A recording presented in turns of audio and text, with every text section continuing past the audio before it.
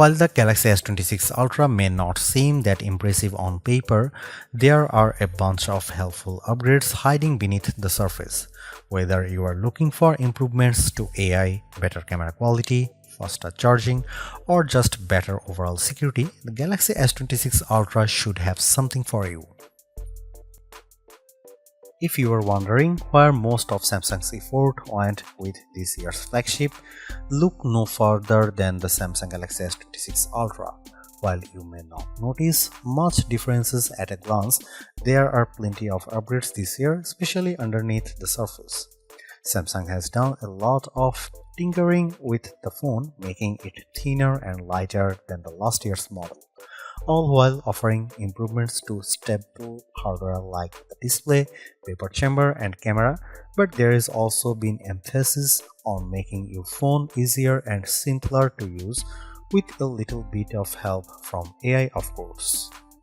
Updates to Bixby let the AI act as a device agent capable of understanding and controlling your device. So if you are not sure how to use specific features, Bixby can fill in as a middleman.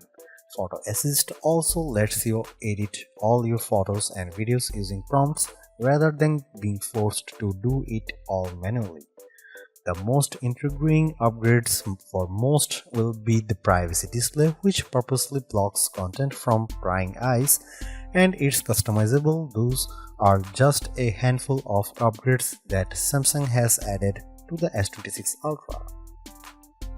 We have only spent a short amount of time with the Galaxy S26 Ultra so far, but I did come away from my hands-on session rather impressed with some of the additions Samsung has made this year. Here is my pros and cons so far. Initially, I felt as though the Galaxy S26 Ultra was another iterative upgrade, and in a lot of respects, it is on paper. Despite this, Samsung has pushed through a lot of great changes and upgrades that could prove to be genuinely useful and are likely to be promptly copied by some of the competition. The privacy screen is the standout security feature on the Galaxy S26 Ultra. Likewise, the camera's horizontal lock is not a wholly original idea, but it is a novel idea for a smartphone that could prove very useful.